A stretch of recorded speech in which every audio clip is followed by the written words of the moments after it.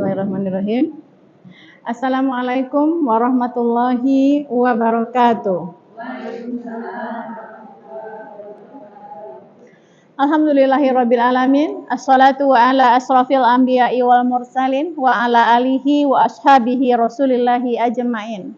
Asyhadu an la ilaha illallah wa asyhadu anna Muhammadar Rasulullah sallallahu alaihi wasallam la nabiyya ba'da.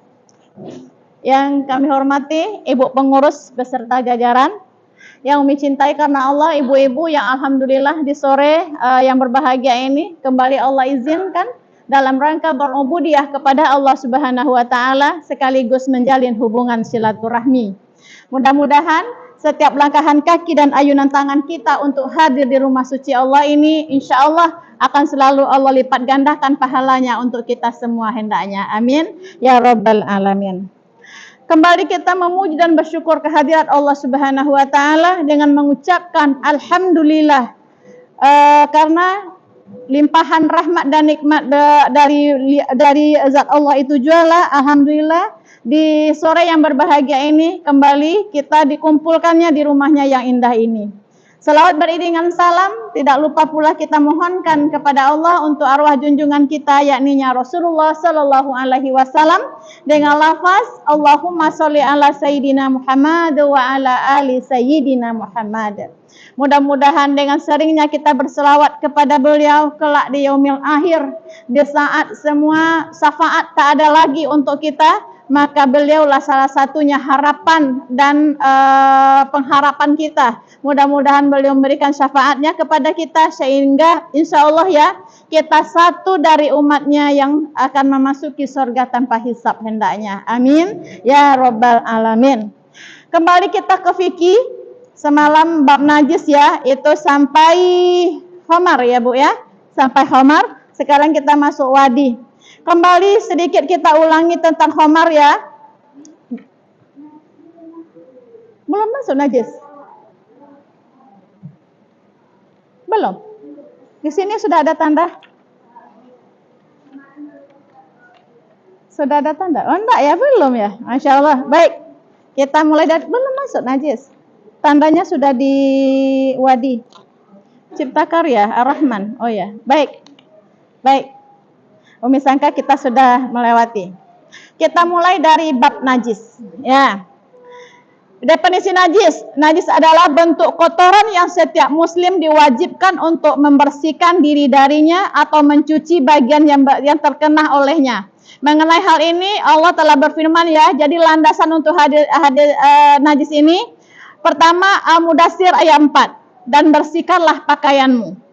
Dalam surah yang lain Allah juga berfirman Al-Baqarah 222, sesungguhnya Allah menyukai orang-orang yang bertaubat dan menyukai orang-orang yang menyucikan diri. Al-Baqarah 222. Dan setelah itu landasannya Al-Quran dan Sunnah, hadis Rasul di mana an-nazafatu minal iman, kebersihan itu sebagian dari iman. Nah, itu tentang najis. Jadi najis adalah sesuatu yang diwajibkan ya, kotoran yang diwajibkan kita untuk membersihkannya atau menghilangkannya dari diri kita. Pertama ya, tentang najis, bagian dari najis itu adalah anjing. Ya, adalah anjing. Anjing adalah hewan yang dihukum najis. Sesuatu atau benda yang terjilat olehnya harus disucikan sebanyak 7 kali. Yang salah satunya adalah dengan menggunakan atau dicampur dengan tanah. Landasannya adalah hadis Rasul riwayat muttafaqun alaih di mana apabila ada anjing menjilati bejana salah seorang di antara kalian, maka hendaklah ia mencucinya sebanyak 7 kali dengan air dan campurilah dengan tanah untuk yang ke-8 kalinya. Hadis lain, apabila ada anjing yang meminum air dalam bejana salah seorang di antara kalian, maka hendaklah ia mencuci sebanyak 7 kali dengan air dan 1 kali dengan tanah. Pertama, ya yang dikategorikan dengan najis itu pertama adalah anjing. Anjing itu najisnya adalah air ludahnya. Ya, anjing najis itu adalah air ludahnya. Jadi kalau ibu pergi berwudu berpapasan dengan anjing, kesenggol kaki anjing, tak membatalkan wudu. Ya, ibu pergi berwudu, siap itu anjing sedang menjulurkan lidahnya, ibu lewat kena baju kita. najis. Nah, kena baju kita oleh air ludahnya atau lidahnya yang menyulur tadi, itu tak sah lagi ibu bawa sholat. Itu harus ibu cuci dulu dengan 7 kali dengan air, 1 kali dengan tanah, dengan air tanah. Itu dia. Nah, itu tentang najis. Jadi najis ya, anjing najisnya itulah adalah air ludahnya. Makanya berhati-hati ibu yang memiliki suami yang suka berburu. Biasanya anjing di mana taruh suami awak? Di depan. Kalau kena angin, maka dia akan menjulurkan lidahnya. Otomatis ya, sedikit banyaknya air ludahnya akan diterbangkan ke baju kita. Makanya kalau masih ada olahraga yang lebih baik lagi, bagus olahraga yang lain untuk kemaslahatan dan kebersihan hidup kita. Itu dia anjing. Jadi anjing itu Bu, yang najis bagi anjing itu adalah air ludahnya. Jadi kalau kena bagi ibu badan anjing, kena kain kita itu tidak najis. Nah, itu dia. 1, anjing. Yang kedua adalah babi. Ya, babi merupakan hewan yang tubuhnya secara keseluruhan adalah dihukum najis. Sebagaimana firman Allah dalam surah An-An'am ayat 145, Allah berfirman, katakanlah, tiada aku peroleh dalam wahyu yang diturunkan kepadaku sesuatu yang diharamkan bagi orang yang hendak memakannya, kecuali kalau makanan itu berupa bangkai, darah yang mengalir maupun daging babi, karena semua itu adalah kotor. Dalam surah Al-Maidah ayat 3 dijelaskan juga, diharamkan bagi kalian makanan, bangkai, darah, dan daging babi. Itu dia. Bedanya anjing dengan babi, kalau anjing najisnya adalah air ludahnya, sementara babi keseluruhannya. Jadi kalau ibu megang babi, terpegang kaki babi, berarti ini harus dicuci 7 kali dengan air, 1 kali dengan tanah.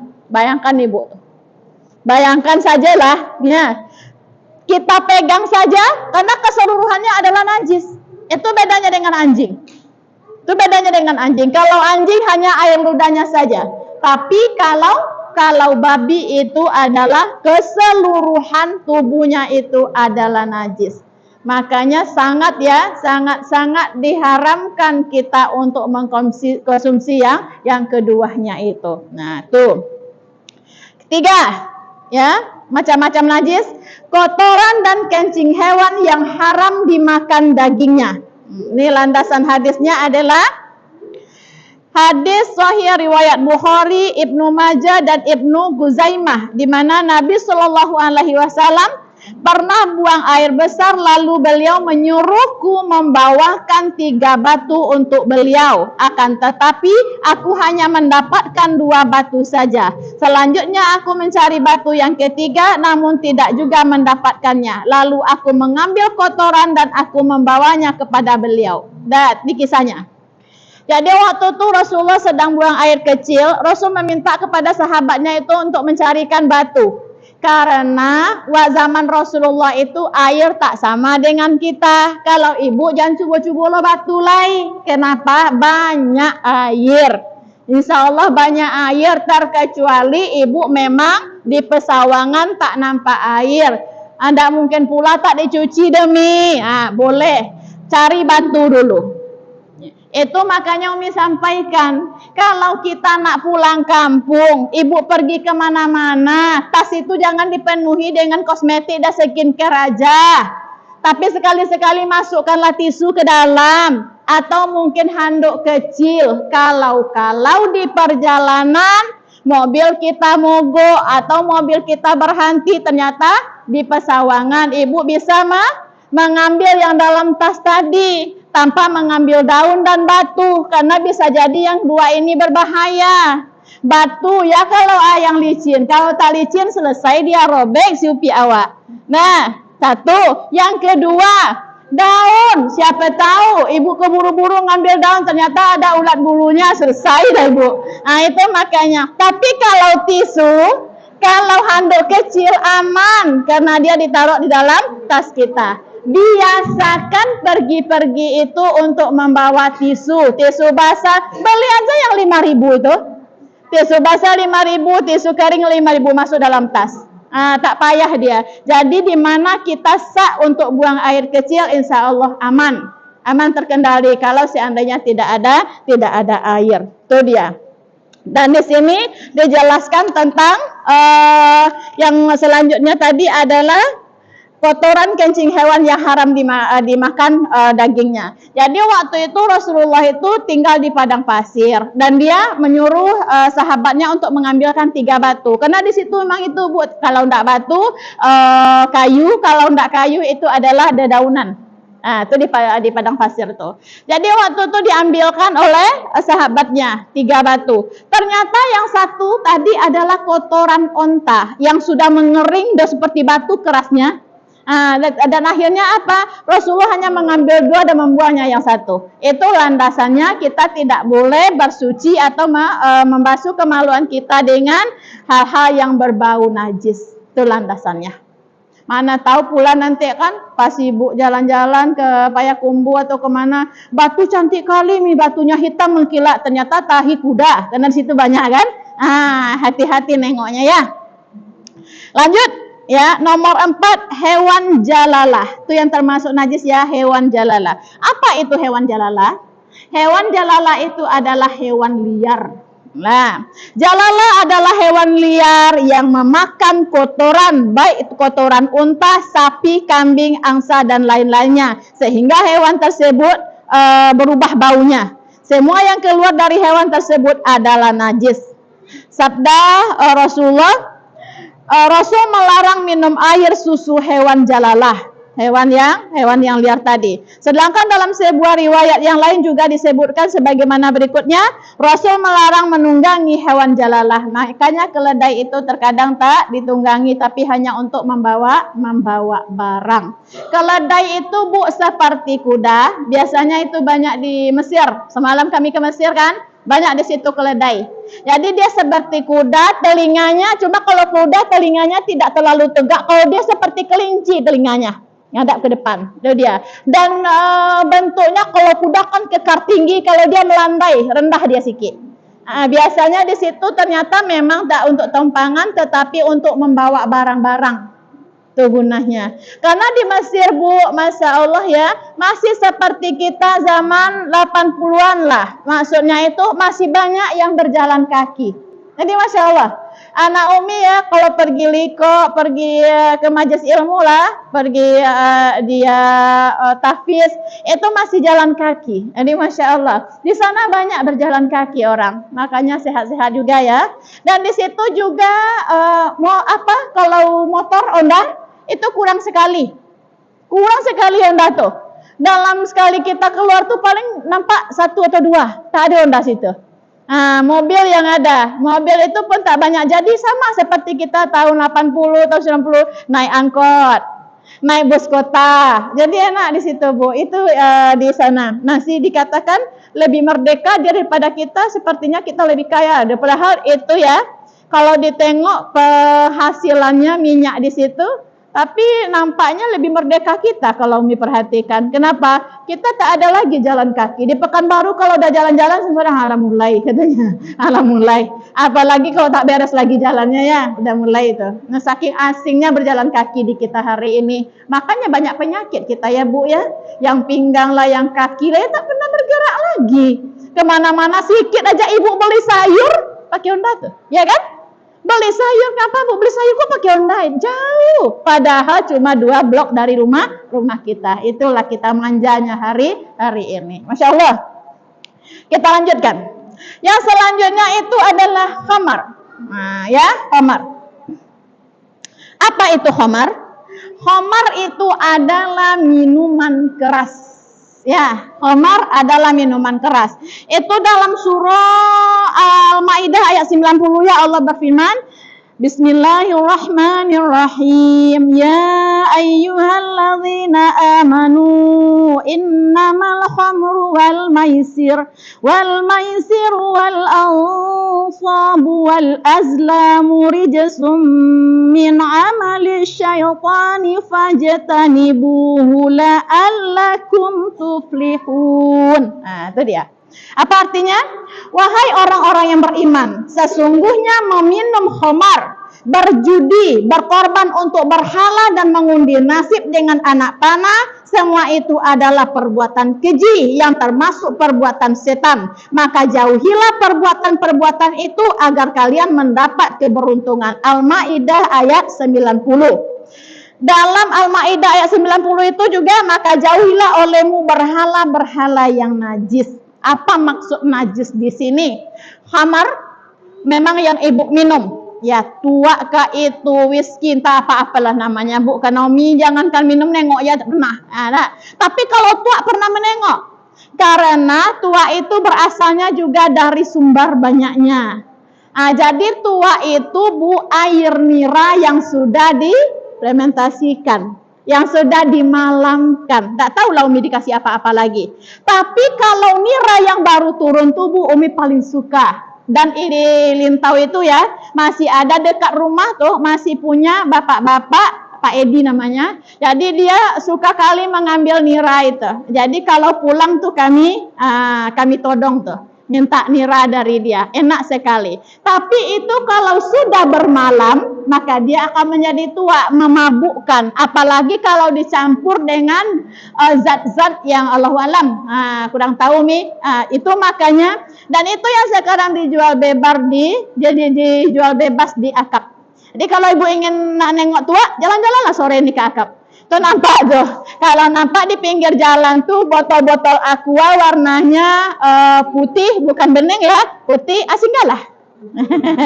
Singgahlah kalau nak mencoba, ya. Kalau nak mencoba atau membaunya, tapi tahu salah Bu, karena itu adalah haram. Itu dia yang khamar.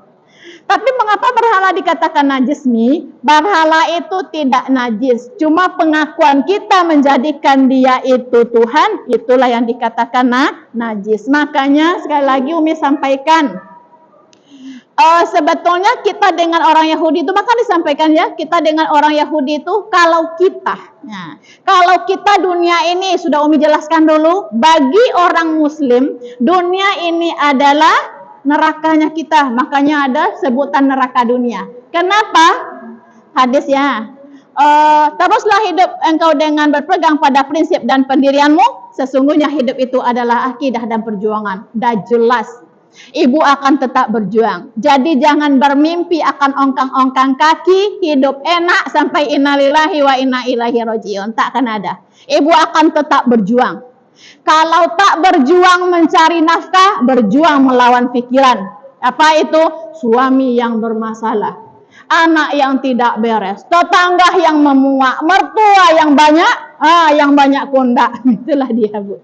Jadi akan tetap berjuang kita. Sampai kapan? Sampai innalillahi wa inna ilaihi rajiun. Karena kenapa? Karena memang sudah dijelaskan oleh Rasulullah, hidup ini adalah perjuangan. Berbeda kita dengan orang Yahudi, Nasrani dan Majusi itu. Bagi beliau dunia ini adalah surganya. Maka ada namanya sebutan surga dunia. Ibu tengok mereka, tak pernah sholat, hidupnya sejahtera.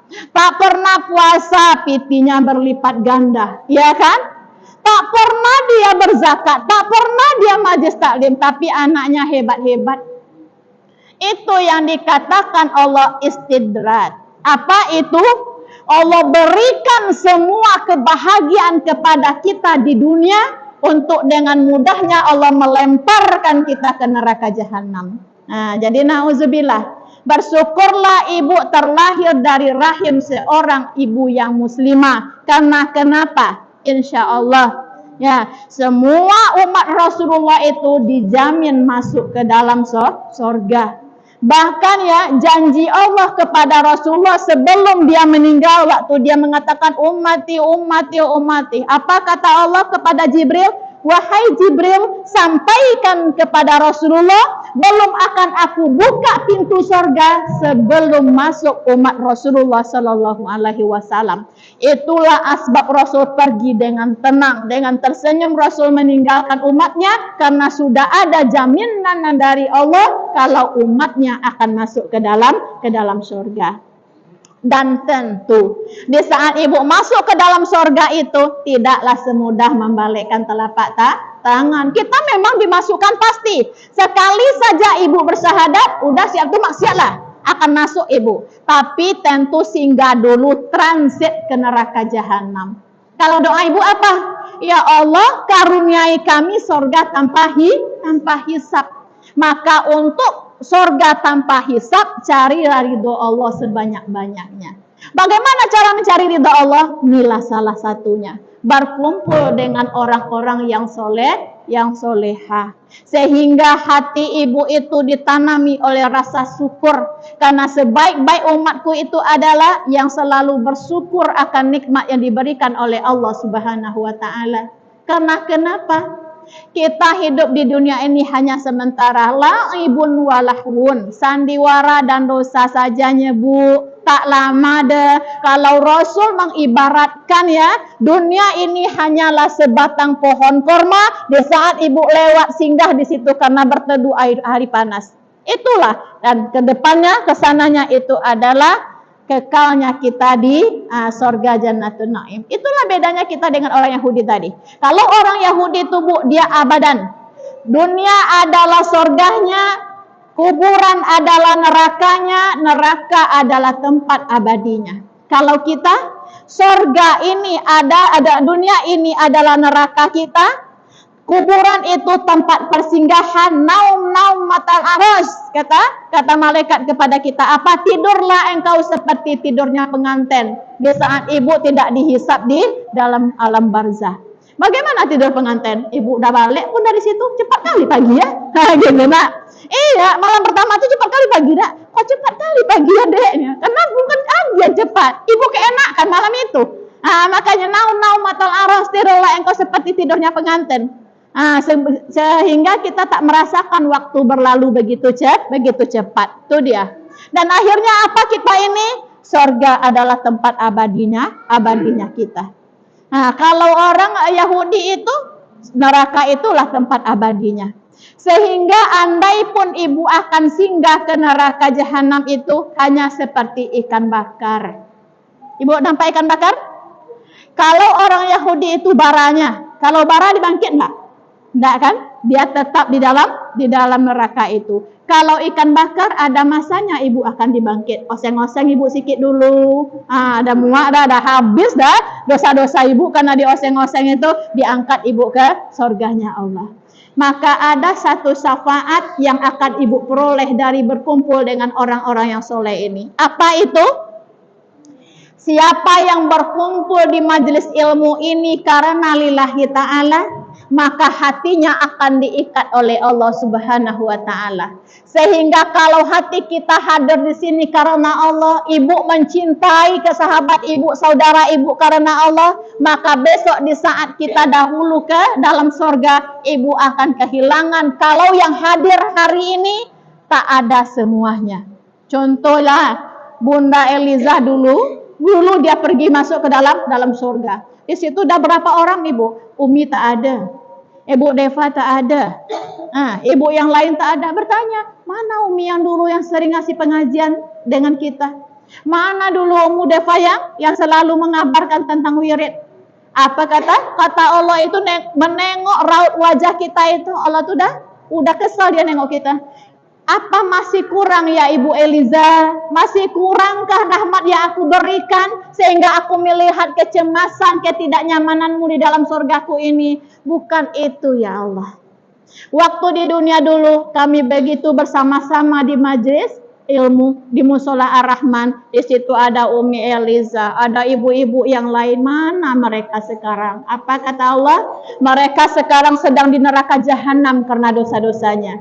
Kalau engkau berkenan mau mengambil saudaramu, maka ambillah dia ke neraka jahanam. Kuasa Allah. Di saat Ibu Eliza pergi ke neraka jahanam mengambil kita, di saat itu pula neraka itu terasa dingin. Begitulah syafaat dari seorang saudara yang soleha. Ingat ya Bu ya, kita perempuan ini tak bisa memberikan syafaat kepada suami kita. Kalau seandainya suami ibu masuk ke neraka jahanam, ibu tinggal nengok-nengok deh, adek masuk abang bang, berdua wak setompen dulu, kini lah berubah. Itu dia. Tapi kalau dia tidak, kalau dia dulu ke surga, Allah pertanyakan, mengapa kau berenang di surga sementara istrimu di neraka, sementara arijalu qawwamuna 'alan nisa. Engkau itu pemimpin. Mengapa engkau tidak membawa bawahanmu untuk masuk ke surga, dipertanyakan. Makanya Masya Allah ya Bu ya, laki-laki itu Bu, tanggung jawabnya untuk kita dunia wal akhirat. Bukan hanya sandang pangan dan papan, tidak. Dosa-dosa kita pun ikut andil beliau di situ. Makanya kata Rasulullah, andai saja laki-laki itu tahu betapa besarnya tanggung jawab yang akan dia emban, maka di saat itu dia akan lari 1000 mil ke belakang untuk menunda pernikahan. Beda aja Rasulullah wak hari ini, iko yang cie alun nabis nak nambah loh, ya kan Bu? Bangga kali dengan berpoligami. Sementara itu adalah tugas yang amat berat. Seakan-akan semua sunnah sudah dia lakukan, satu-satunya adalah poligami yang belum. Begitu dia mengejar poligami. Makanya kadang ibu betul-betul meradang kan, kalau nak rada kedengar macam-macam meradang, ambil parang langsung ya Bu ya. Nah itulah, kenapa? Karena kita sebagai istri tahu betul kalau dia itu belum mampu untuk menjadi yang 2, 3, 4 tuh belum mampu, dia 1 aja berserak. Apalagi untuk menambah. Tapi itulah kaum hadam hari ini. Kalau hari ini bapak-bapak mengejar poligami Bu, itu bukan sunnahnya Rasul. Kenapa? Rasulullah itu Bu, mengapa dia berpoligami? Karena banyaknya janda-janda akibat perang. Sahabat-sahabat Rasul itu banyak meninggal di medan perang. Kalau istri-istrinya itu tidak dinikahi, dikhawatirkan dia akan balik ke agamanya semula. Makanya Rasul mengambil dia sebagai istri. Kalau awak perang apa? Perang perasaan. Ya, perang apa kita tak ada. Jadi kalau sehari ini suami ibu ngotot nak berpoligami, itu hanya semata-mata karena syahwat. Nafsu yang begitu besar. Padahal di saat dia sudah mencoba baru nyesal. Apa nak dikata, nasi dah menjadi bubur, awak tak mau lagi makannya. Santaplah situ. Ambil sajalah dek kau yang buruak tu. Iya itulah tuh. Makanya kadang itu ya lagu, ambil ajalah dek kau yang hitam pesek tu. Dek lah doma nanti yang ganteng pula. Gitu. Makanya pelakor tuh Bu, jangan ibu sakit-sakiti. Pelakor itu semakin kita itu nampak berhibah hati, semakin awak sedih, dia semakin menjadi. Makanya kalau diambil pukul lah deh kau. Kenapa? Allah akan ganti yang lebih baik. Kenapa? Ibu sudah berusaha mempertahankan rumah tangga kita. Tapi dia saja yang, karena memang kata Rasulullah, orang yang sedang jatuh cinta itu tidak akan masuk nasihat kepada beliau sebelum dinikahkan. Makanya obat dari orang yang jatuh cinta adalah menikah. Baik itu apa anak awak maupun anak awak. Ya, itu dia. Baik itu apa anak awak maupun anak awak. Jadi anak ibu kalau dah dia nikah, dia nantilah menikah tuh bang, kerja dulu, baru tamat abang kuliah, belum abang bisa lagi mengganti uang ibu. Udah nikah pula, jangan. Yang memberontak itu bukan dirinya, tapi yang di dalam hormon-hormon itu sudah mulai ingin keluar. Kalau ibu melarang anak ibu menikah, berarti ibu membukakan celah untuk neraka jahanam. Kalau ndak kan berzina kelamin, otomatis dia akan berzina tak pegang-pegangan. Yang paling bahaya itu adalah zina hati. Bagaimana zina hati itu? Keinginan untuk memiliki lawan jenis yang tidak terbendung. Mulai chat-chatan, mulai ngajak bertemu, mulai pegangan, habislah semuanya. Dan siapa yang bertanggung jawab? Orang tua yang melarang anaknya menikah. Tapi nyolong bakojo legemi, banyak lagi anak uang. Ingat Bu, menikah itu adalah menyempurnakan separuh dari agama. Ya, jadi anak ibu yang hari ini belum menikah berarti agamanya masih separuh. Dengan menikah itu akan melengkapkan separuh agamanya. Bukan orang lain, pribadi Umi sendiri. Anak Umi laki-laki, kalau perempuan tak usah Umi bilang sama ibu karena dia dinafkahi oleh orang lain. Anak Umi laki-laki menikah 19 tahun. 1 tahun baru tamat dari Alfitiah. Yang kan dapet deh bu. Kalau ayahnya bilang dah ulun Batawi limbu bunang lenak. Anyang lu. Betul. Iya kan? Awalnya Umi juga berprinsip seperti ibu. Apalah yang mau dikerjakan anak nih. Memang iya bu. Pusing 7 keliling pulau Umi memikirkan bagaimana yang Umi khawatir takkan itu ya. Apa nanti dia mampu menafkahi anak-anak orang. Atau 2 saja. Saya nambah anak lagi. Iya kan? Saya nambah anak lagi. Jadi setelah Umi pahami dan Umi tahu ayat-ayat Allah, disitulah kami berembuk dengan ayahnya. Gini aja lah ya. Kalau seandainya tak mampu dia besok, anggap aja lah kita ngambil anak angkat. Anak awak tak ada lagi dah. Ada pada pagi semua. Dia sini dengan saya. Untuk bantu-bantu Umi di rumah ada selesai dah. Gitu aja lagi. Tetapi Allah berkata tidak. Sejak menikah bu, sejak itulah dia berubah menjadi hampir 90%. Tanggung jawabnya di luar dugaan kami. Bahkan untuk menafkahi istrinya sedikit pun kami tak ikut andil di situ. Ternyata memang benar apa yang dikatakan oleh Allah. Menikah itu pembuka pintu rezeki, betul. Jadi bagi ibu itu pelajaran. Kalau anak ibu belum bekerja tapi dia nak nikah, nikahkan dulu. Di situ akan Allah bukakan pikirannya untuk menjadi lebih baik. Dan dia juga sudah merasa bertanggung jawab, takkan berfoya-foya dia lagi. Sebelum dia menikah tuh bu, gajinya sama dikasih ayahnya, tapi 50 perak tak bersisa.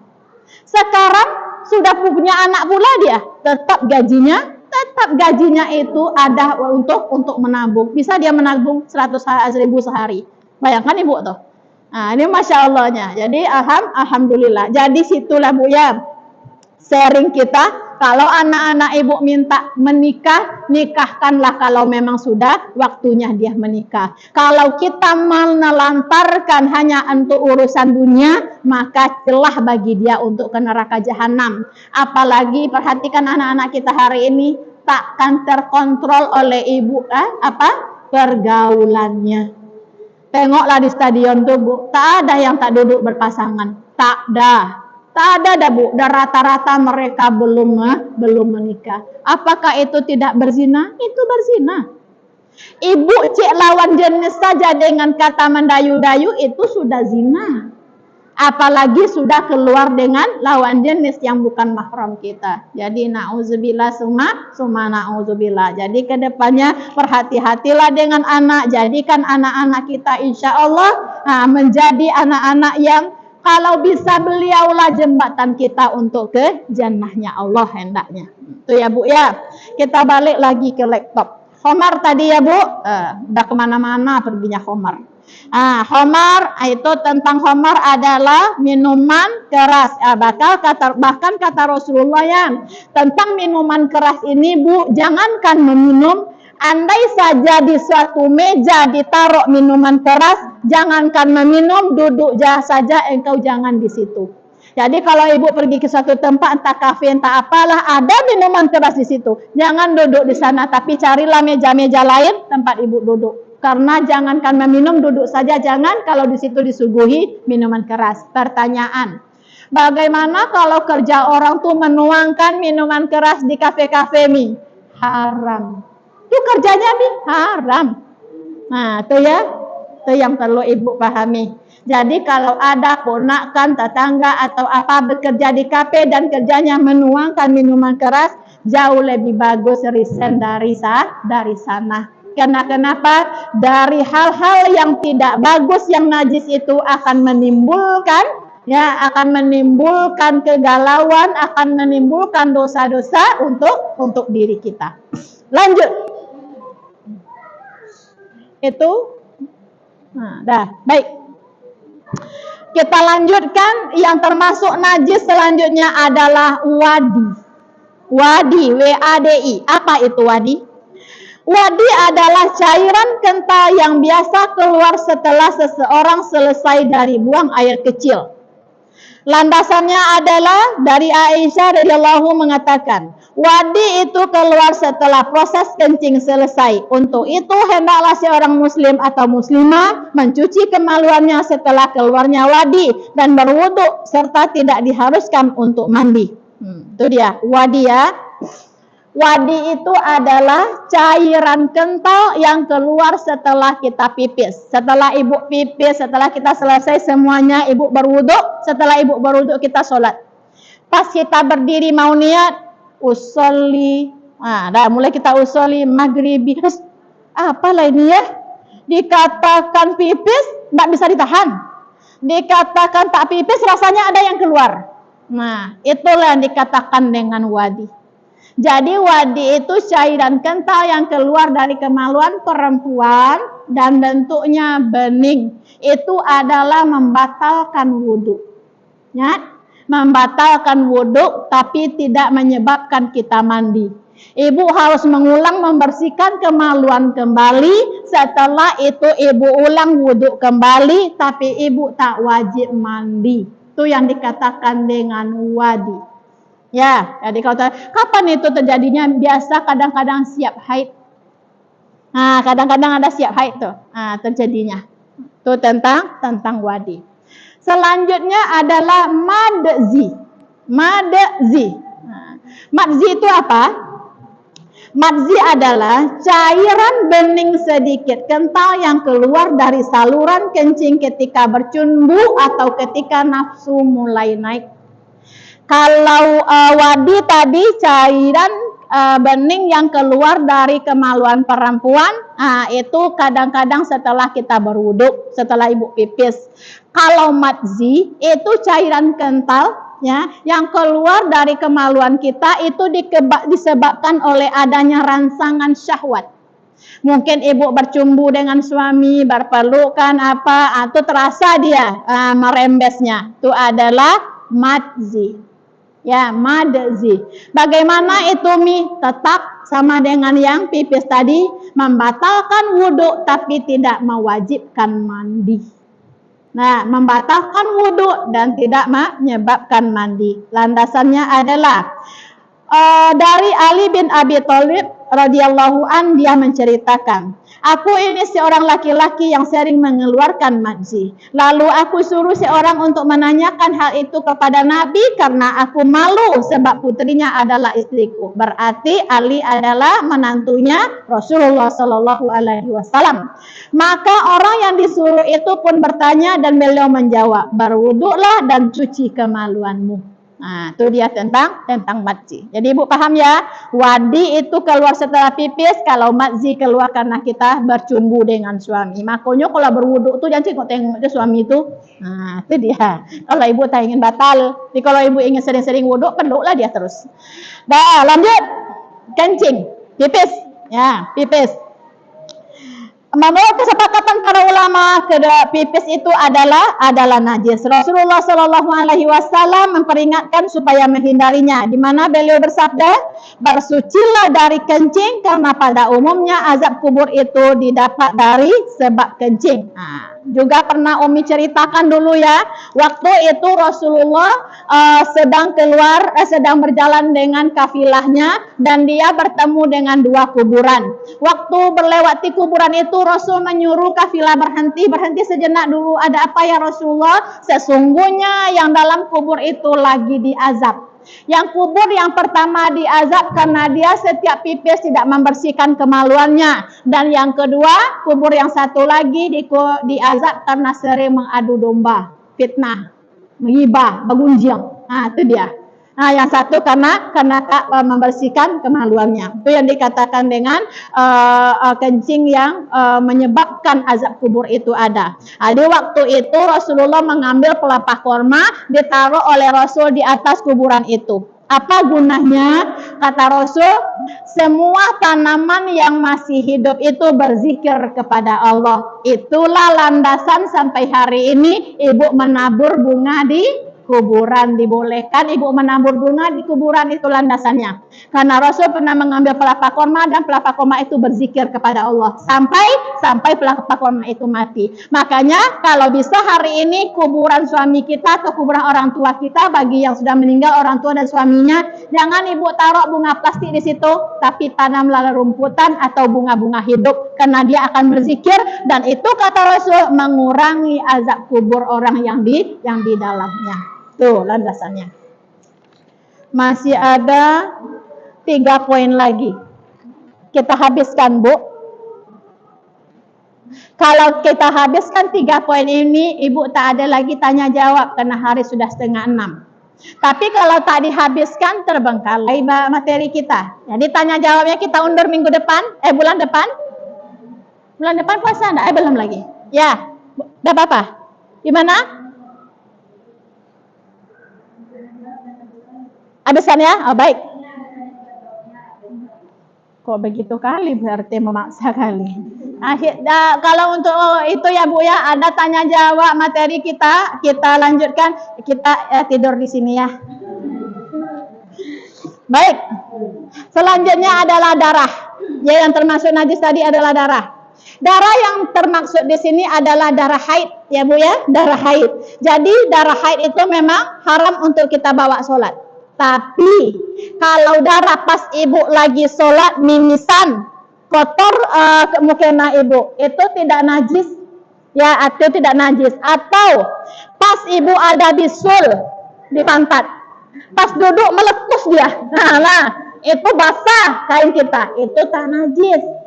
Ya, atau mungkin ibu luka pas berwuduk tadi tergesek dia, pas ibu sholat apa yang hangat-hangat nih, ternyata darah keluar, itu tak najis. Jadi lanjutkan sholat kita. Jadi boleh lagi bawa mukenamu kada jojo ibu rajore ya, jadilah situ nanah bisul, baunya amis, mau bawa lagi sholat, otomatis kita cuci. Jadi tapi tidak membatalkan sholat ibu di waktu itu. Itu yang dikatakan darah. Nah, itu dikatakan darah. Yang katakan darah di sini adalah darah haid. Landasannya adalah bahwa orang-orang muslim pada permulaan datangnya Islam, mereka itu mengerjakan sholat dalam keadaan luka, seperti Umar bin Khattab yang mengerjakan sholat sedang darah lukanya mengalir. Itu dia. Jadi waktu itu Umar tuh pulang dari perang dan dia langsung sholat. Pas dia sholat itu ternyata lukanya masih mengeluarkan darah. Dan itu kata Rasulullah tidak membatalkan sholat. Kecuali itu adalah darahnya darah haid. Lanjut, ya, mani. Kalau mani ini pengecualian ya, mani itu adalah sperma. Jadi mengenai mani terdapat perbedaan pendapat di kalangan ulama, yang mana sebagian dari mereka menganggap najis, yang jelas ia tetap suci. Jadi kalau kata Rasulullah, sperma itu sama dengan dahak. Makanya ada sekarang orang yang meminum sperma. Kenapa ibu geli? Kenapa pula geli? Anak ibu dari situ mah. Nah ya, iya, tapi masih banyak ya. Sprite masih ada kan Bu, sirup masih ada. Mengapa itu harus kita minum? Masih banyak yang lain. Bagus lah TS lagi, ya kan? Itu dia. Jadi walaupun itu tidak najis, tapi tidak perlu itu diminum. Banyak yang lain. Tapi intinya sperma tidaklah najis. Dan andai sperma itu mengenai kain ibu, terbawa sholat tak membatalkan wudu. Karena landasannya adalah Rasul pernah sarungnya, kainnya itu kena oleh sperma tapi sudah mengering, dan Rasul mengangkat dia dengan menggaruknya sehingga hilang sperma itu. Sperma itu kalau kena kain, setelah itu dia kering, dia seperti ngeces dia bentuknya, putih ya, tinggal digaruk. Iyo kan? Sosok tak tahu pula padahal cok menengok. Heran Mimi menengoknya. Malu-malu sih akan tak pernah. Padahal cok malam ibu Jalia. Nah itu. Lugu katanya Bu. Di sini. Ya, gesek kalau di sana. Masya Allah. Tak apa-apa Bu. Tak apa-apa. Kalau untuk yang halal itu mendukung. Jadilah pelacur untuk suamimu. Jadi kalau di rumah tuh Bu, seksi-seksi. Kalau bisa mandi parfum. Jangan sampai di rumah tuh Bu, bau bawang pagi tadi masih bau bawang sore ini. Jijik suami Wak, kenapa? Pelakor membiurkan. Pelakor tubuh bawang kasturi, sementara awak mau bawang putih. Wajar kalau suami ke sana dia. Makanya ibu-ibu tubuh, walau boleh ibu pakai dastar silahkan, karena itu adalah baju kebangsaan ibu. Ibu tak bisa lepas dari baju dastar. Tapi kalau bisa bu, pintu-pintunya pintu yang dari toko. Jangan pintu karena setrika, pintu karena lewat ibu lari-lari ternyata dirobek oleh meja pakai juga. Kenapa kok pakai robek ini? Enak pula bang. Banyak angin tuh sejuk, padahal pilih. Ibu pilih. Ya, kenapa? Ibu masih pakai apa-apa kan di rumah. Kenapa? Sejuk pakai dasar ini, padahal ibu malas untuk menjadikan itu kain lap. Padahal harusnya dasar yang ibu pakai itu cocoknya untuk kain lap. Tapi karena kita itu begitu hematnya, sehingga itu masih dipakai. Jadi mulai hari ini belajarlah untuk rapi lagi. Karena ingat, Umi sampaikan sekali lagi, pelakor lebih gesit daripada Rosi. Rosi masih ada tendeng, masih ada. Kalau pelakor gak langsung anak dua. Apa boleh buat? Karena suami kita hari ini bu lebih mau dan lebih senang dia minta maaf daripada minta izin. Minta izin tak akan pernah ada, tapi kalau siap dia nikah beranak satu, maafkan papa ya ma, terlanjur maaf. Takkan dia maaf lah terlanjur, kan dia sakitnya tuh di sini, ya kan? Makanya terkadang kita tak sabar akan itu. Itulah mengapa Umi selalu mengajak ibu ke majelis ilmu. Untuk apa? Kalau seandainya ujian Allah di situ, ibu sudah siap. Mengapa Umi katakan sudah siap? Rata-rata ibu yang sudah bergelut dengan majelis ilmu, dia begitu yakin akan syahadat. Dan yang hari ini ibu terima, semua itu adalah dari Allah Subhanahu wa Ta'ala. Ingat ya, suami itu adalah titipan. Semuanya adalah titipan, itu gunanya. Jadi kalau dia itu diambil oleh pelakor, itu juga izin Allah. Nah, itu yang harus kita cermati. Jangan sampai pas pelakor datang ibu itu menyumpai-nyumpai Allah. Tidak, itu izin Allah. Apa gunanya? Bisa jadi Allah ingin menengok sampai di mana batas keimanan kita. Yang kedua, bisa jadi Allah ingin kita mendapatkan yang lebih baik.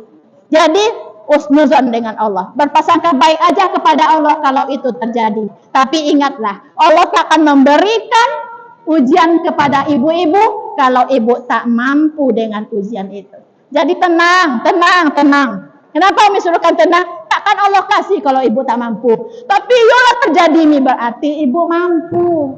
Ingatlah, tidak akan pernah ada badai berkelanjutan. Akan muncul pelangi setelah itu. Amin? Amin lah ya, amin juga. Tapi lama, amin. Kalau menangis. Baik. Kita lanjutkan terakhir kain. Satu lagi, bangkai. Ya, yang dimaksud dengan bangkai di sini adalah setiap hewan yang mati tanpa melalui proses penyembelihan menyebut nama Allah. Itu dia katakan bangkai. Makanya bu, untuk kehati-hatian ibu, kalau beli ayam di pasar, belilah ayam yang masih hidup. Jangan yang sudah dibantai itu, karena kita tidak tahu apakah dia menyebut nama Allah atau tidak. Ibu yang mana ayamnya yang itu berat 1 kilo, ini juga 1 kilo bu, tapi saya mau yang hidup itu. Kenapa?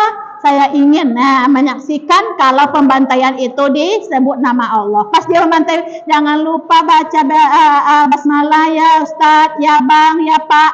Allah sok kali bu, sok alim. Nah, tak apa-apa. Kenapa? Yang penting kita sudah berusaha. Kalau dia tak baca juga berarti dosa dia. Tapi kalau ibu mengambil yang salah, ini aja lah nak cepat. Ternyata dia memang tidak membaca asma Allah. Dan itulah penyebab kalau hewan itu menjadi haram untuk ibu konsumsi.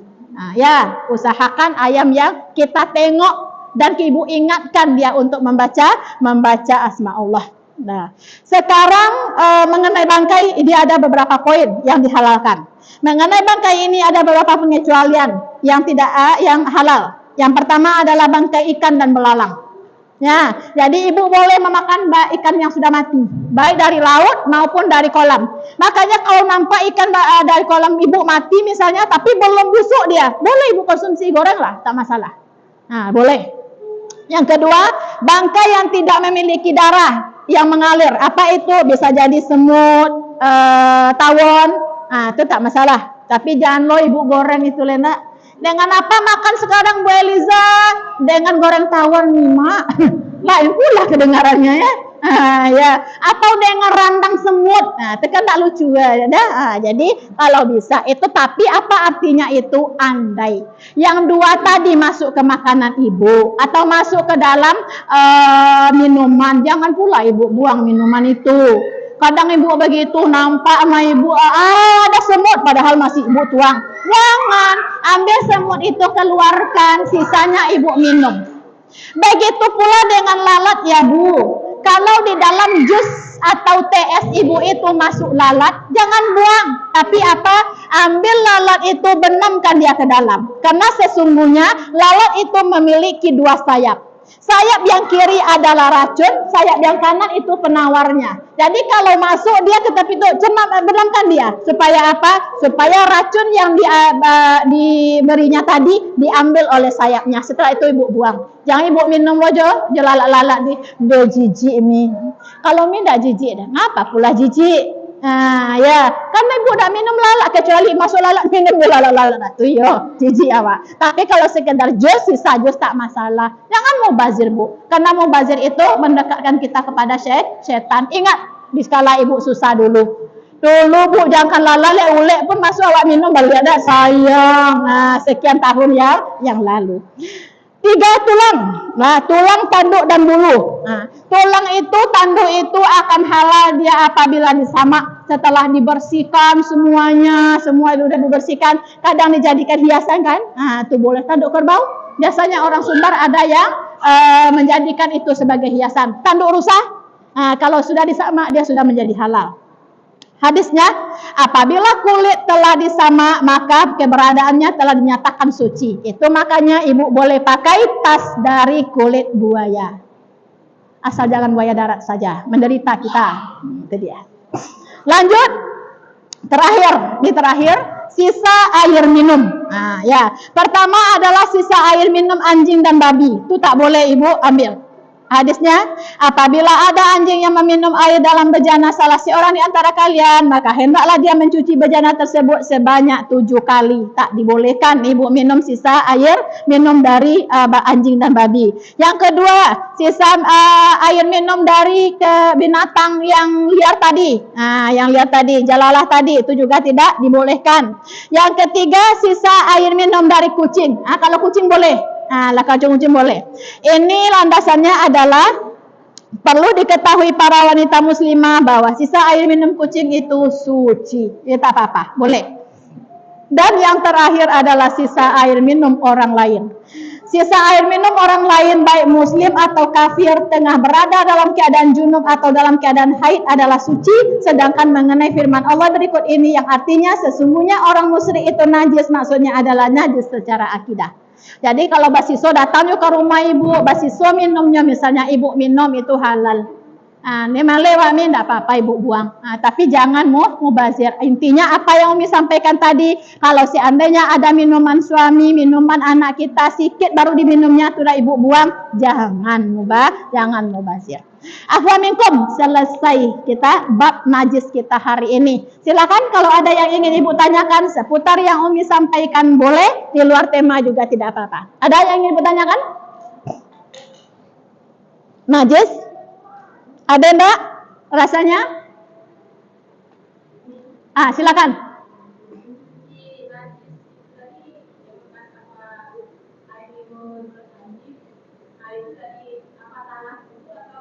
Baik.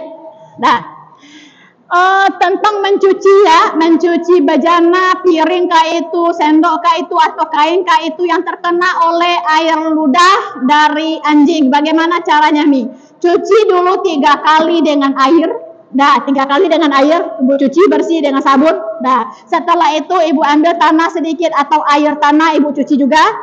Tuh bersihkan lagi, cuci lagi 4 kali lagi dengan air. Taruh di tengah-tengah dia supaya bersih. Ya supaya bersih barang-barang kita itu. Usahakan di tengah-tengah. Kalau terakhir nanti tambah parahnya bu, najisnya tangke tapi tanahnya tinggal. Itu dia. Ada lagi paham bunda? Paham? Ada lagi? Boleh.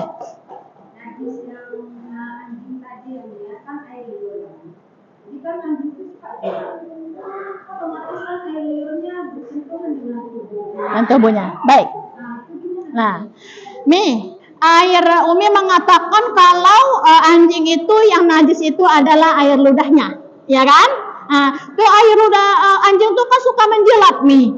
Ya jadi makanya siapa yang penjilat berarti anjing ya bu ya.